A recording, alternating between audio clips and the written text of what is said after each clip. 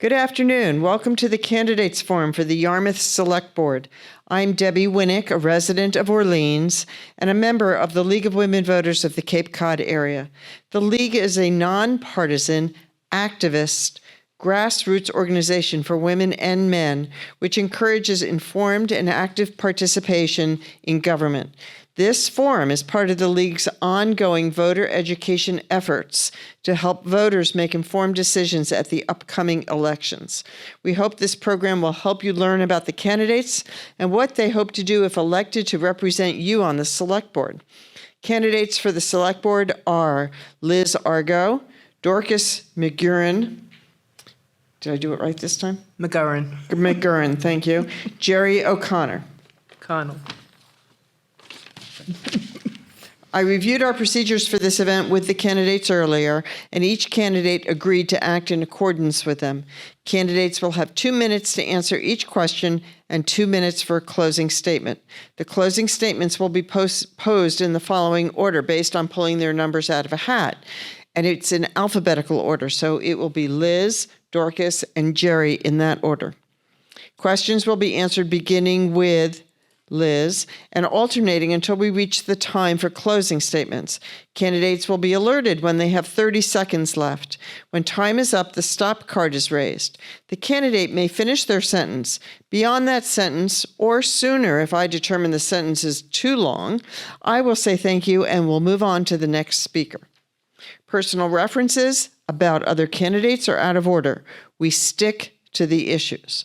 Campaign literature or signs are not allowed inside the room.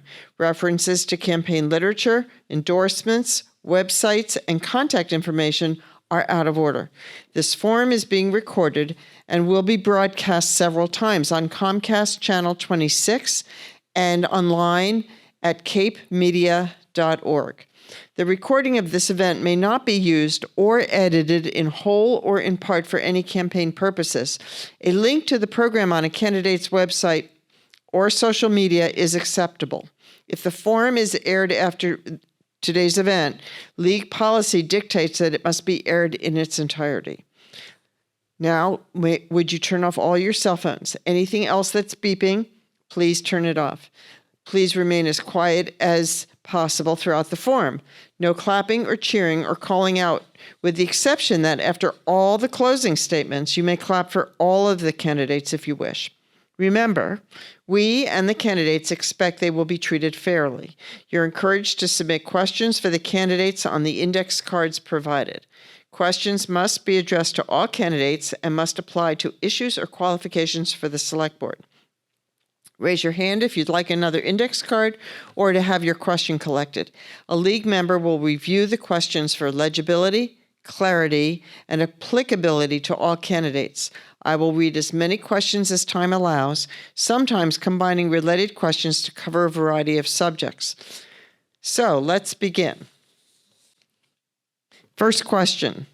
Liz, to you first. Why are you running for Select Board? And can you tell us about your qualifications for the position? Yes, thank you.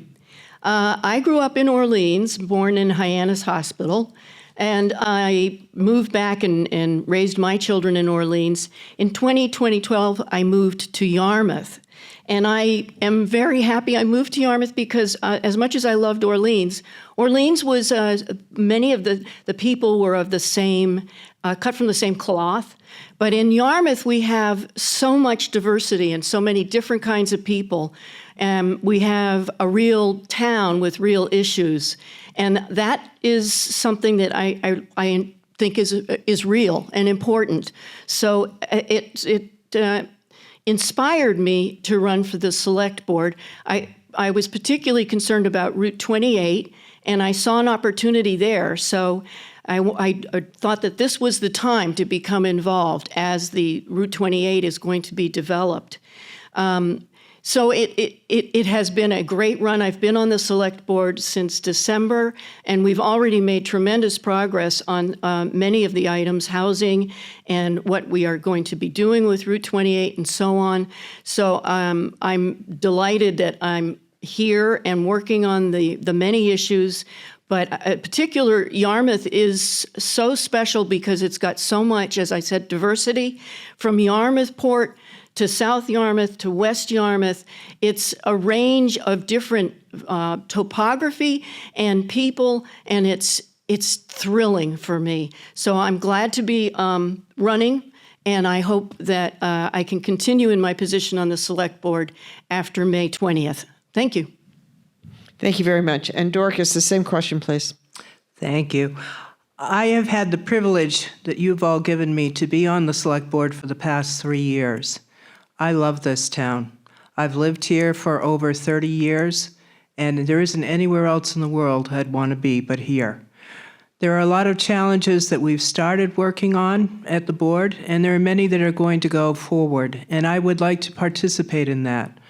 I am someone who has had a lot of volunteer experience in town. I'm past chairman of the Recreation Commission, Community Preservation. I was one of the founding members of the Economic Development Commission. And I just feel that there's a lot that needs to be done in this town, but I'm also, as I am retired and I am a bus driver, so I want the best for this town, but I also want it done within reasonable expenses, and that becomes a really big challenge. And so I hope that all of you will see fit to give me your vote on May 20th. Thank you. Thank you. And Jerry. I also was born in Hyannis at Cape Cod Hospital. Grew up in West Yarmouth, me and my brothers. We played hockey at the old Cape Cod Coliseum. I had my swimming lessons down at Englewood Beach. What a wonderful time it was to grow up. And I know the Cape can't go back to that, but it sure would be nice to have it remain quaint and have it remain a place where people want to come. When I graduated high school, I enlisted in the United States Marine Corps. I served for 23 years. I retired as a master sergeant. When I was deployed to places and I thought about fighting for freedom or the idea of defending your country, and you think of the United States, you think of a place back here in this country, I always thought of Yarmouth. I always thought of Yarmouth as this is my home, this is my hometown, this is the place that always came to mind. When I was homesick or deployed somewhere, this is why I was homesick. This is my home. I retired, I came back to Yarmouth because I love this town. I want to serve as on the Select Board because I have a lot of ideas. And when I'm out there knocking on doors, meeting people, meeting my fellow citizens of Yarmouth, they're all telling me things that they want fixed. I ask them, if I was elected to the Select Board, what would you want me to take care of? What can I do for you as a member of the Select Board? And they all tell me their gripes. A lot of people tell me good things. And there are a lot of good things about Yarmouth. The people of Yarmouth, they are in love with this town just like we are, but they want some things cleaned up. They want better things. They don't want Yarmouth to become a small city, and neither do I. On May 20th, please vote for me. I'm ready to roll my sleeves up. My qualifications for this job are I'm just ready to get to work, and I'm a registered voter, and I love Yarmouth. Thank you. Thank you. Jerry, this question is to you first. What are the top 2 challenges that you think faces Yarmouth? Probably in not any specific order, but I think number 1, we've got to provide for our police and firemen. We have to. The young men and women are hired. They go to an academy, they come here, they get their feet wet, they get a taste of the job. In a lot of cases, they leave. They go somewhere where they can get better pay, where they can afford to live. We've got to keep these guys here. These young men and women, they want to serve a community. We have to have them stay here in our community. One of the reasons, or one of the things we can do to keep them here is to provide them housing. There's no reason why the town can't own houses to lease to these young men and women, young couples, at a reduced rate so they can save up and buy a house and stay in our community. Number 2, I think one of the biggest things is the beautification of Route 28. Coming in Yarmouth up there at Becker's Liquors all the way down to Olympia Restaurant, at the Bass River Bridge. There's things we can do to beautify Yarmouth. And like I said, I have 27 business owners that are ready to jump on board and do things with me, roll the sleeves up, and start doing that. And I'm not talking about the LCP, or I'm not talking about all these committees and groups they have to beautify this and consultants that we're paying. I'm just talking about people that are ready to put their boots on and get to work and just do things. I would like to work with the Chamber of Commerce to maybe provide incentives for some of the local businesses. Some of the businesses I can think of right off the bat, for instance, a small business, family-owned, like Ann and Fran's restaurant, they always keep the restaurant looking beautiful out front. But then on the other hand, you have restaurants or you have some places that don't do that. Well, we have to work together to get these places looking good. So Yarmouth is a place where people want to come and they want to stay. Thank you. Thank you. And Liz, same question. What are the top 2 challenges that faces Yarmouth? Yes, thank you. The top challenge which has emerged is the PFAS contamination, and that has been creeping slowly from the northwest southeasterly, and it's crossing the Yarmouth border. It has been detected also close to Forest Road, near the wells 10 and 11. We can treat it, and it's quite expensive. It was on the warrant this last week, and it was approved to treat wells 10 and 11. But meanwhile, we have to stop it, and that's we have to work with the airport and the fire fighters, training people to clean up what they've already spilled, and which is slowly moving into our town. That's one of the first issues. The second issue is also an opportunity, and it's combining the challenge of what to do with Route 28 with getting the housing that we need. And we also hope that we can do what we are calling village center overlays, so we can have housing which sits above a store or 2 stores, and the village center has green space and it has parking in the rear so that there's more attention to aesthetics. 28 really presents an opportunity there, so that would be that's an issue which I'm going to change and call it an opportunity. Thank you. That was my 30-second. Thank you. Well done. Dorcas? Thank you. I really like Jerry when he was out talking with folks. I'm sure what he was hearing was affordable housing. I mean, there are a lot of people that just can't afford to live in this town, and we need to do something about that.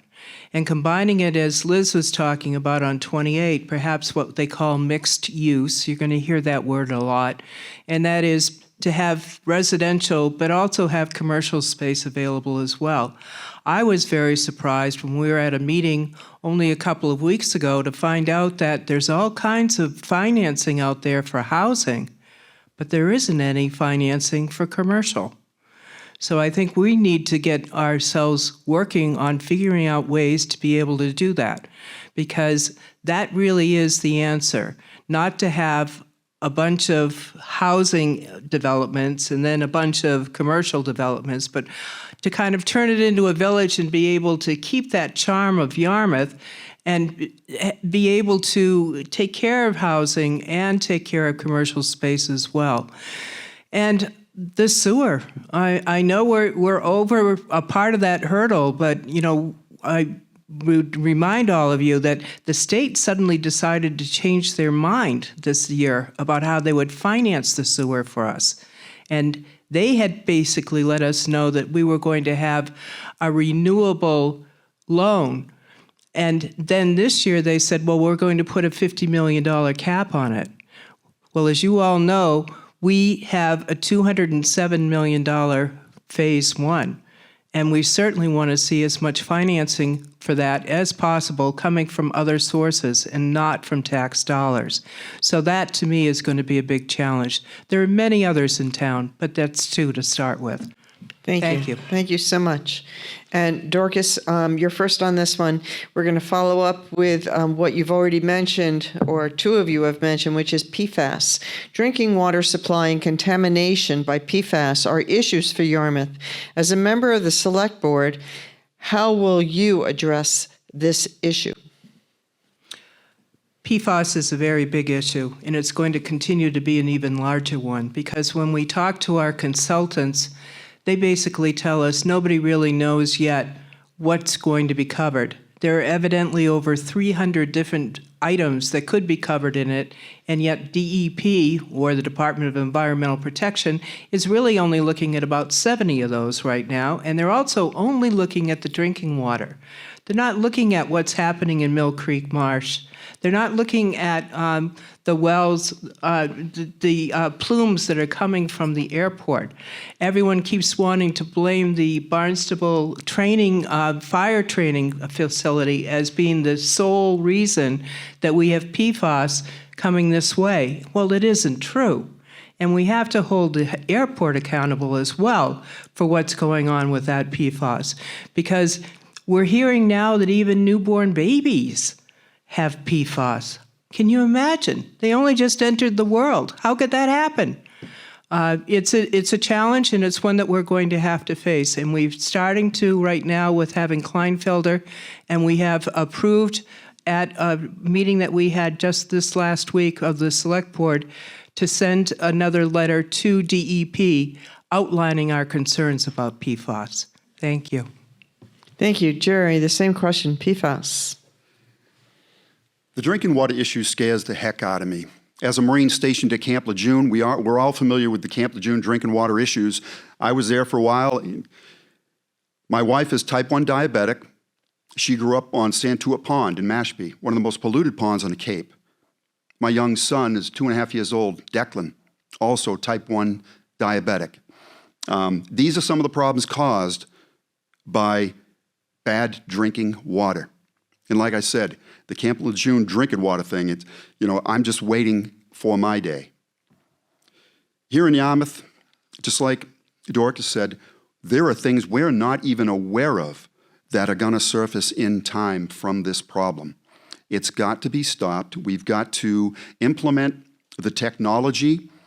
And I hear there's some type of wall that they can put in, not a wall barrier, but a wall that they can install to stop the flow of the plumes coming down into Yarmouth from the airport. Whatever technology is available, we've got to protect our drinking water. And like I said, it scares the heck out of me that every time I turn the faucet on to have a drink, what's going to happen? So whatever is available, we've got to find it and we've got to implement it for our children. Thank you. Thank you. And Liz, the same question. It's really as a member of the Select Board, how will you help address the problem? What will you do? One action that I took Tuesday night when we had our Select Board meeting and we had the letter that Dorcas referred to from Kleinfelder, who is that's a firm that did the studies on the PFAS migration. And they had a letter they composed that the town would send to the DEP pretty much demanding that the DEP take action. And what I did was the last paragraph had a question mark. Would you see it fitting to test the tissue of the shellfish at Mill Creek? And I said, take that question out of there and make it affirm you will test the sea. And of course, the board agreed. I am proud to say that the town of Yarmouth has stepped up and is very hands-on with the PFAS issue.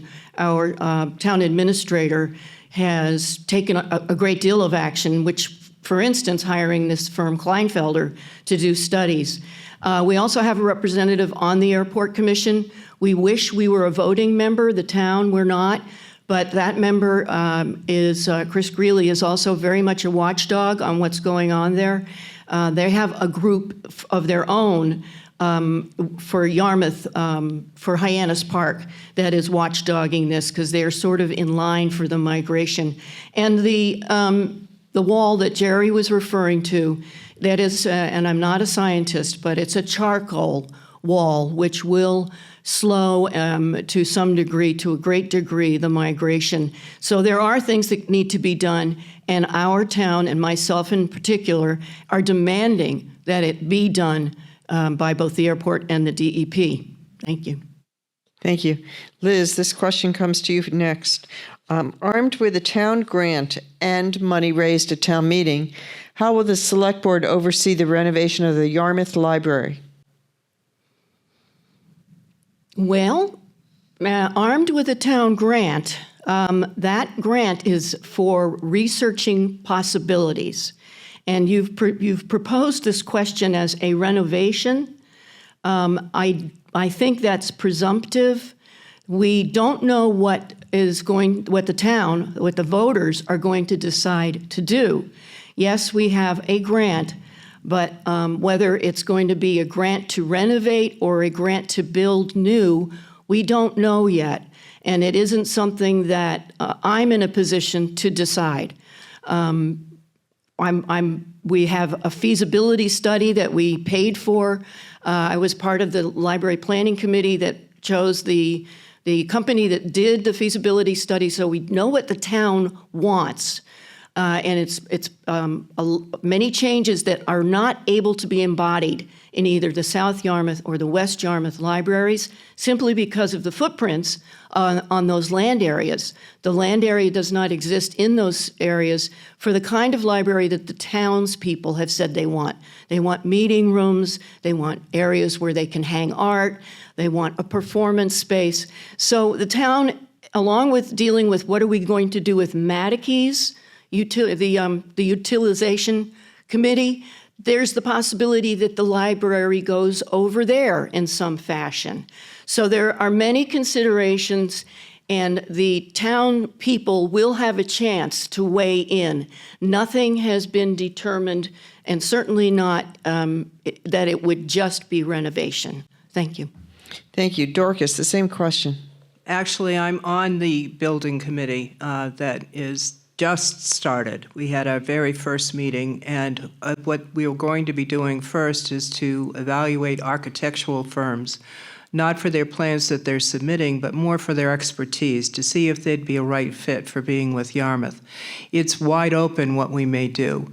On that committee, we have representation from all three of the villages. We have South Yarmouth, West Yarmouth, and Yarmouthport.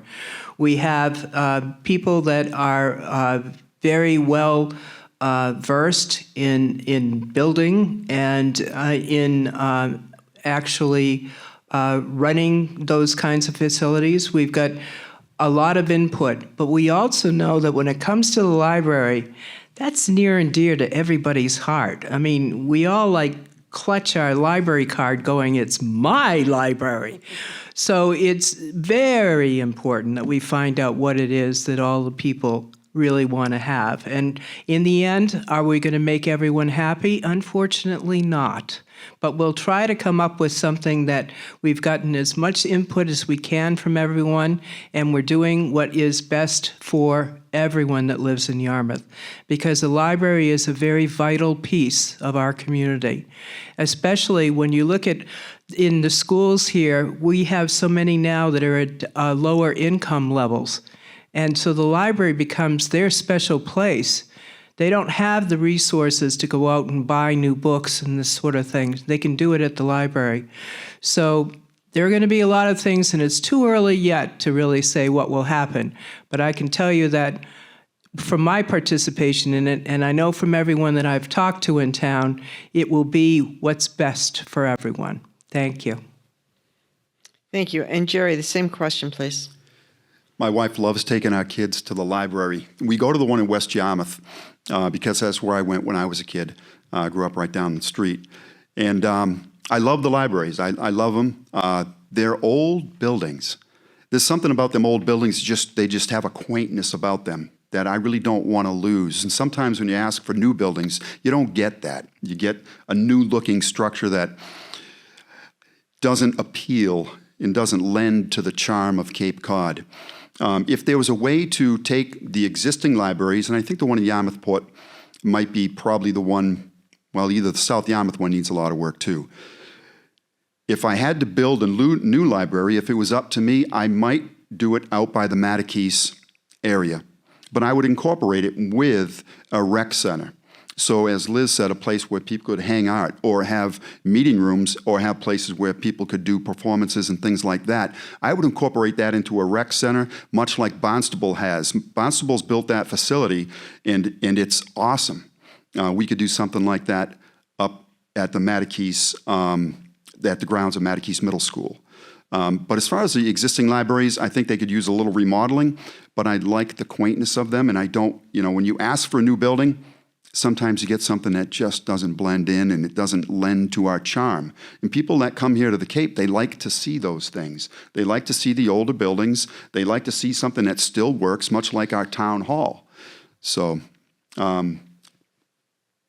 that's what I think. I think a newer building out by Mattakese, which would be a library and also a rec center, would be the answer to that. Thank you. Jerry, you're up first on this one. We hear the terms storm surge and coastal resiliency. What does the Yarmouth Select Board do to mitigate the town's vulnerability? What can the Select Board do to mitigate the town's vulnerability to storm surge and coastal resiliency? Well, the Select Board can help some of the other organizations around the Mid-Cape area that work to do this. We can also roll our sleeves up, get involved with some of these committees, some of these boards that are assigned to taking care of this. As far as storm surge, we have houses that are built 20 feet from salt marshes where the storms, the water from the high tides come right up to the back of the homes. We've got to do something about that, because not only is it a safety thing, but it's an issue with the environment. I think now we're requiring homes to be built so many feet up off the ground. I think we see that down by Englewood Beach. But I think we could probably do more for the storm surge. The dunes on the beach, things like that. I think they help with the storm surge, but with the salt marshes, what can we do? I'm not 100% sure on that. Thank you. Liz, what do you think the Yarmouth Select Board can do to help deal with the vulnerability of storm surge and coastal resiliency? Yes, well, the Select Board with the town administrator are already confronting that. It was another item that we discussed on Tuesday at the Select Board meeting. The storm surge and coastal resiliency, specifically at Bass River at the fishing pier, is of great concern, because that's a working pier with not only fishing boats, but some of our life-saving boats as well. So it's being studied, and but it's a study with a finite end, so we have an action when we get to the end of it. And it does need, that is the way things need to be done, especially in this case.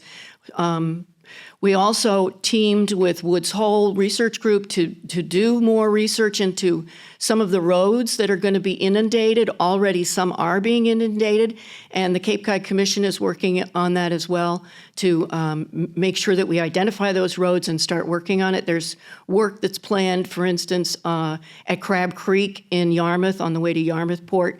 We're opening up culverts so that storm surge can move. It won't be backed up by culverts that are now too small. So there is a lot of work already underway and going forward. And dredging, there's also a dredging that's being done. Bass River, Upper Bass River is going to be done when the dredge is available. It's always in great demand.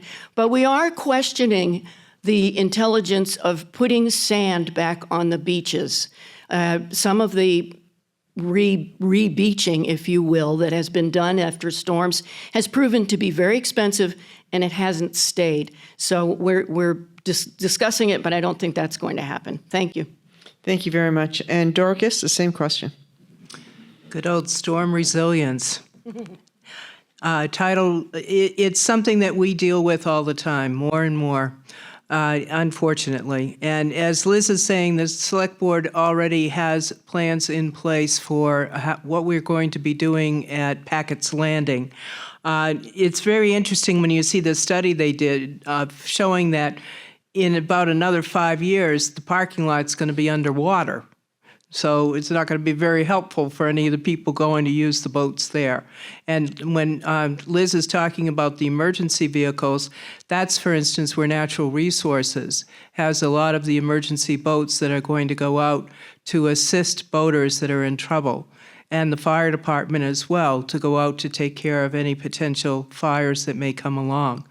But one of the things we also talked about last Tuesday is, in addition to our town properties, and we do have town properties that are like that one, kind of too close to the coast, what about the folks in town?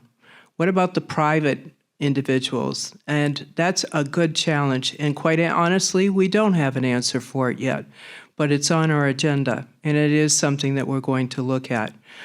This is something that we've changed some of our zoning already to allow houses, for instance, to go up a little higher, to be able to have that water flow underneath their homes if need be during those surges.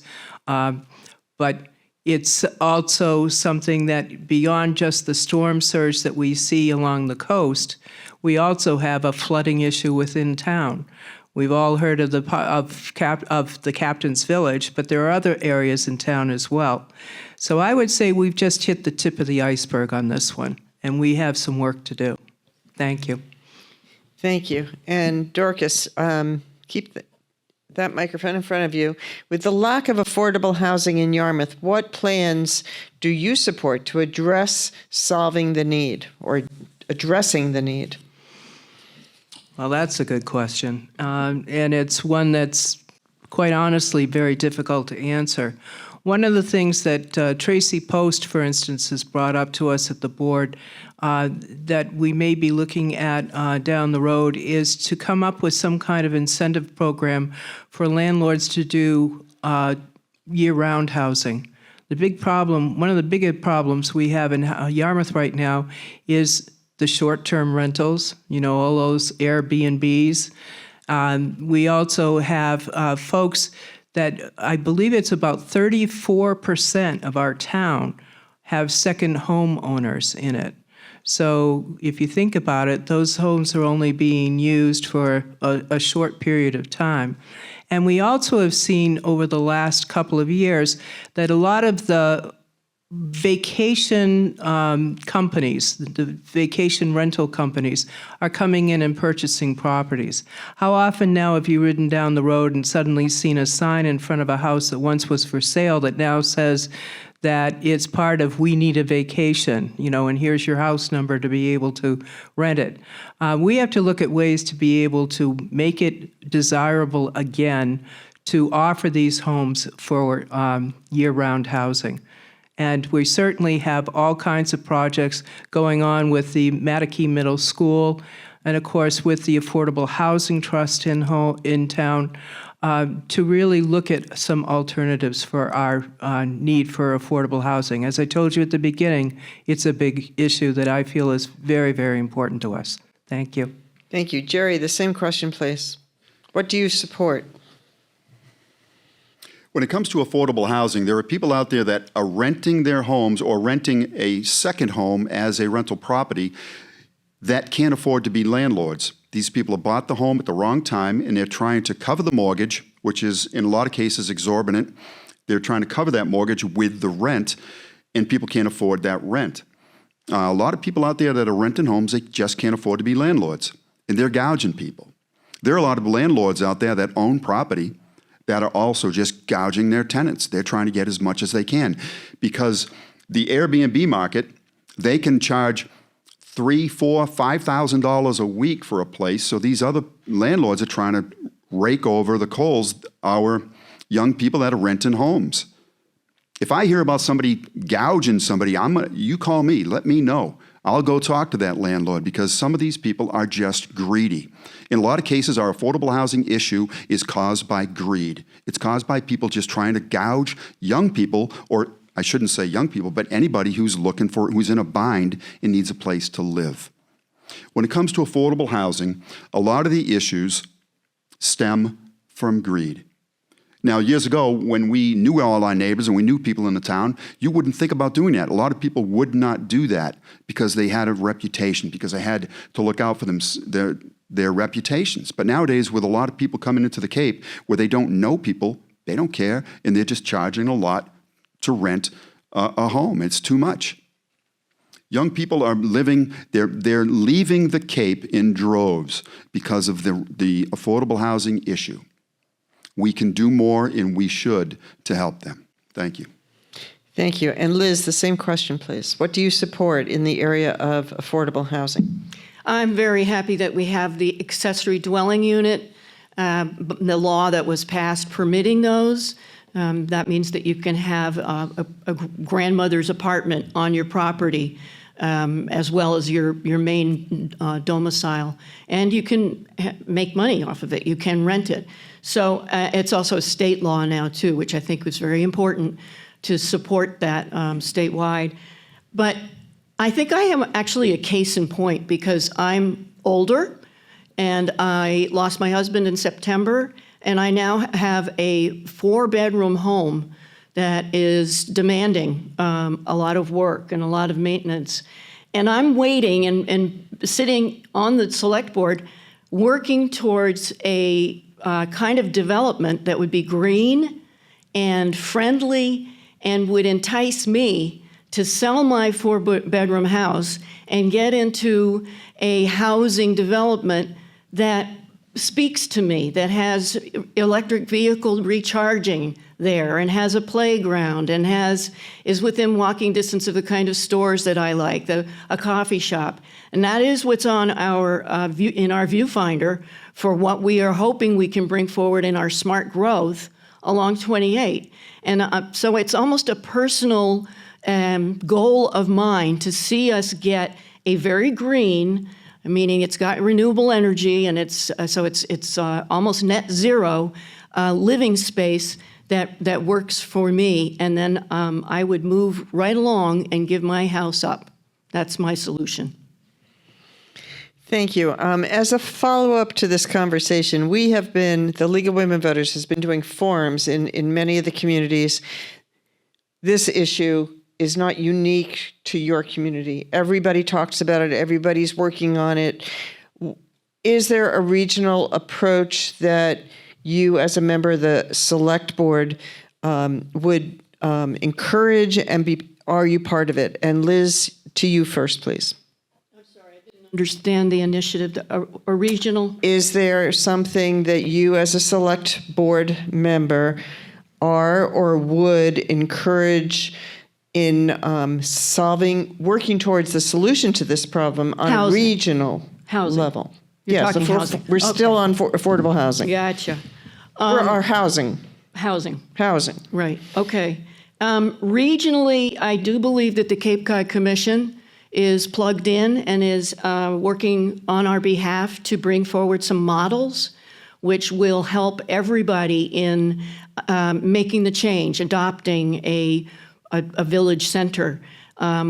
There is also sharing amongst the towns our images and our views, but some real village centers are going in. So we can visit them and see and learn better what we want to do from our neighbors. And so I do turn to the Cape Cod Commission as a leader in this. I think that they are a good leader.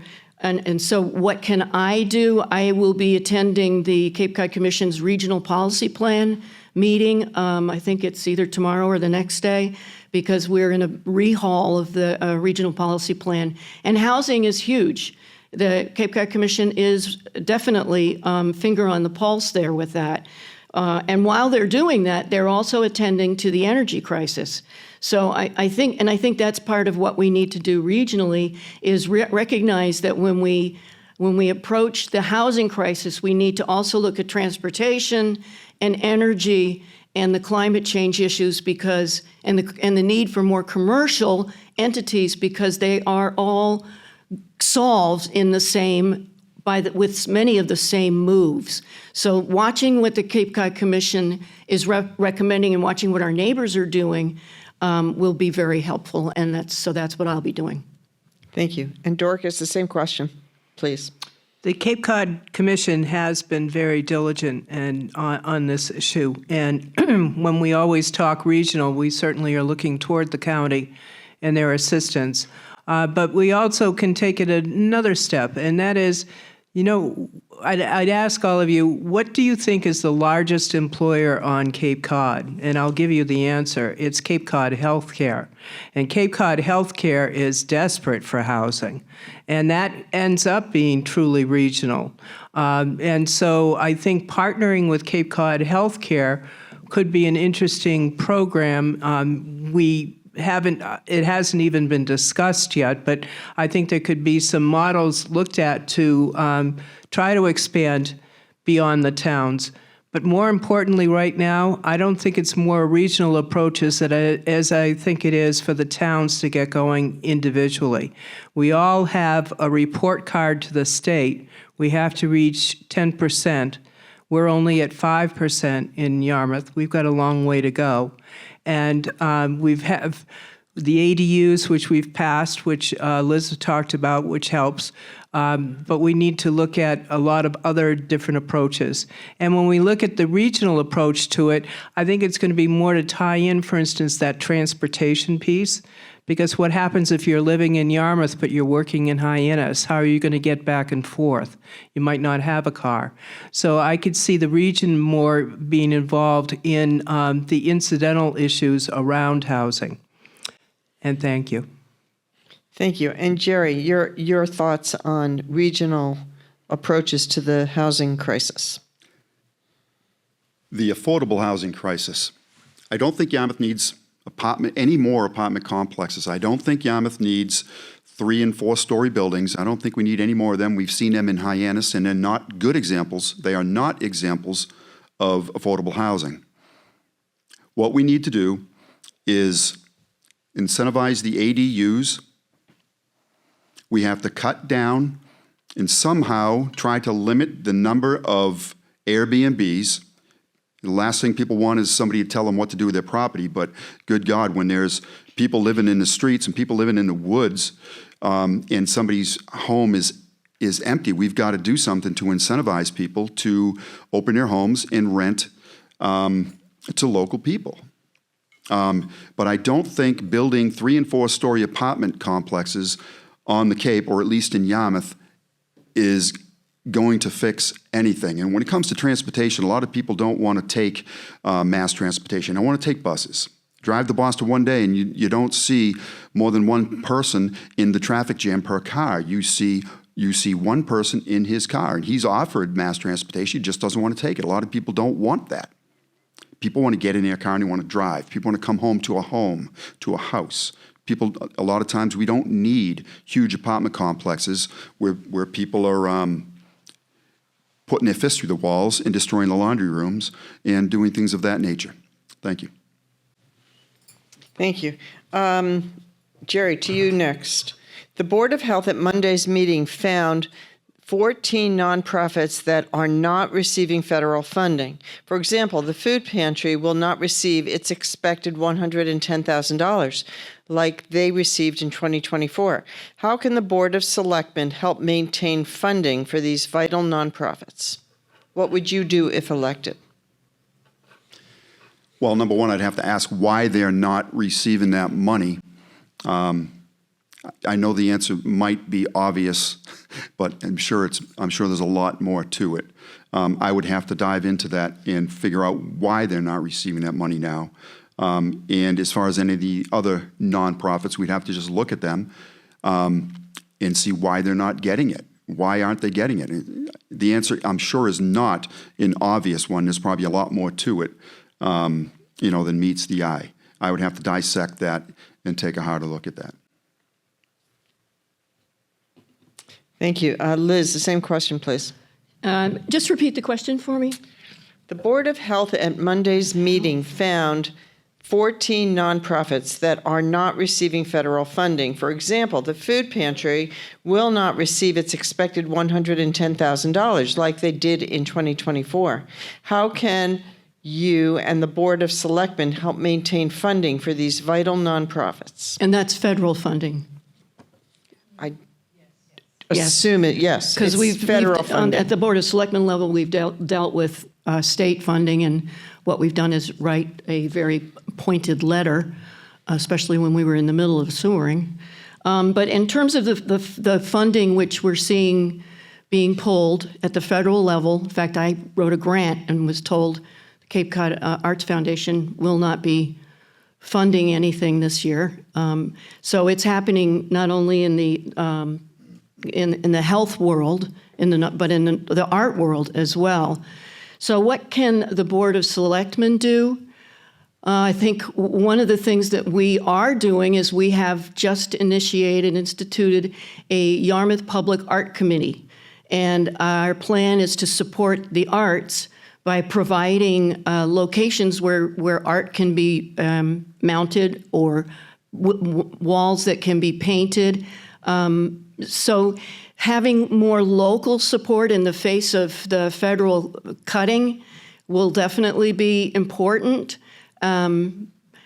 That's what it's going to boil down to. I mean, if we're talking about funding, we're talking about funding. How do we replace money with money? And that's going to come down to the select board turning to the people of Yarmouth and saying, okay, things are really changing.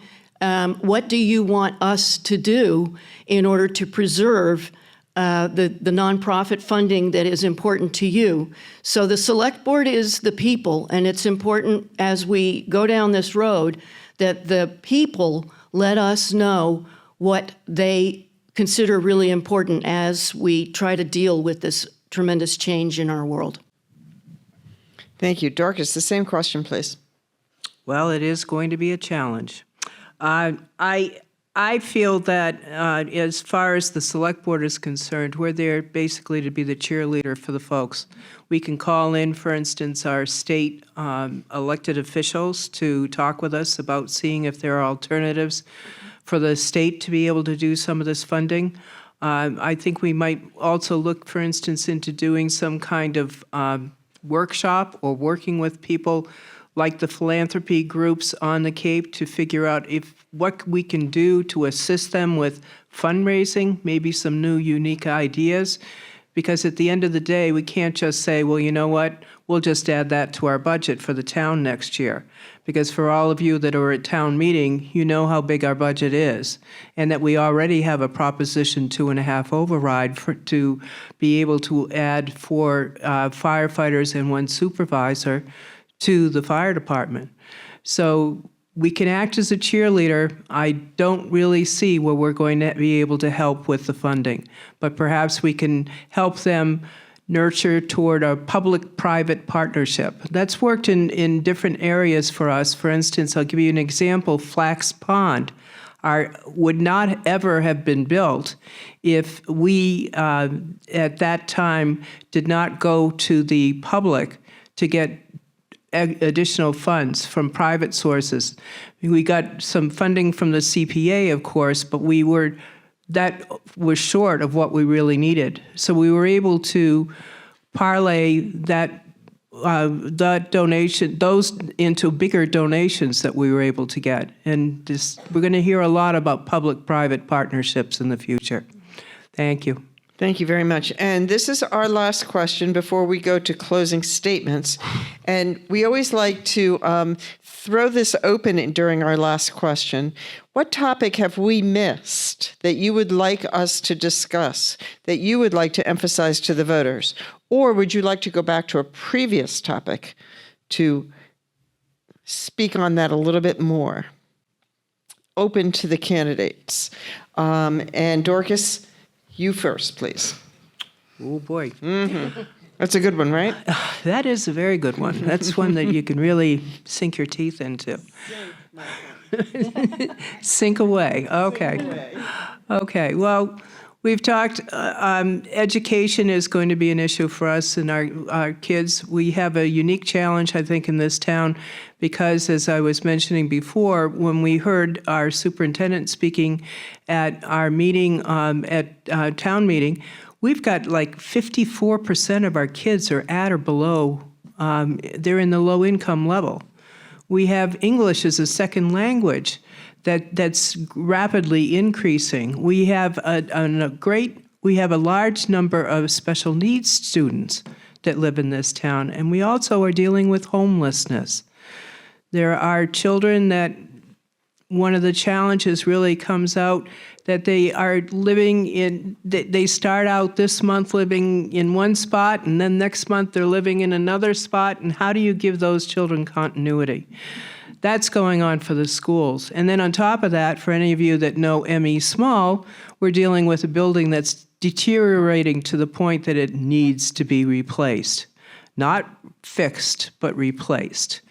And so education, the poverty levels in town, and language are items that we're going to have to take care of. But the other is the traffic corridor. How many of you have gone down Station Avenue and wanted to pull your hair out? I mean, that's one we haven't talked about yet. We talk about 28, but how about Station Avenue? It's becoming a big problem. We're going to have to look at all of our roads, and we're learning about a lot of these roads from the detours that we've been taking and learning new alternatives. And how do we make it a little bit easier to get through town? That's another thing, and I'm being stopped, so I'm sorry. I'll stop there. Perfect. Before I stopped you, you stopped yourself. Jerry, same question. I won't go back, but I will go forward on something we haven't touched on. Yarmouth is such a great town, and there's so many awesome people living here. There's so many great programs. I love the parks. Yes, there are traffic issues, and Station Ave can really, yes, I end up doing the same thing. I get angry. One issue we haven't really talked about for the residents of Yarmouth are veterans things, and I have a plan where I would like to have a Yarmouth Veterans Hall, a place where veterans groups can meet, and other groups actually could meet. I've spoken to business owners. I have a few people behind me with this, but it would be a Yarmouth Veterans Hall, much like American Legion Hall or something like that, but it would be the Yarmouth Veterans Hall where groups can meet, because veteran groups on the Cape, every one of them, since the VFW closed up by the airport years ago, every one of them struggles to have a place where they can have their meetings. But at the Veterans Hall, other groups could meet there too. Veteran service officers can come in and give classes.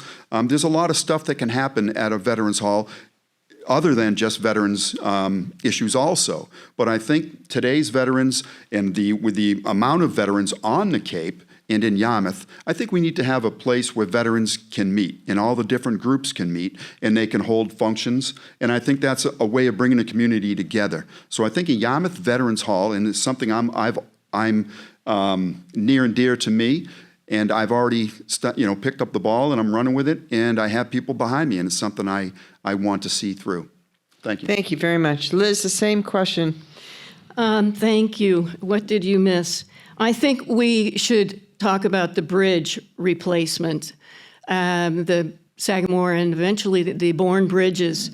That's going to affect all of us, and Yarmouth is clearly a tourist center, as is most of Cape Cod, but it's going to have ramifications that we are not ready to even imagine, I don't think. And while we're talking about that, we also need to talk about the effect that redoing our sewer has had on the businesses in Yarmouth. And it's been very, very tough on the businesses in Yarmouth. We've learned some lessons as we start to close it down, this phase, in order to be ready for the summer, but we'll be back at it. And it's so important to finish the work, and we'll have to find the money as well.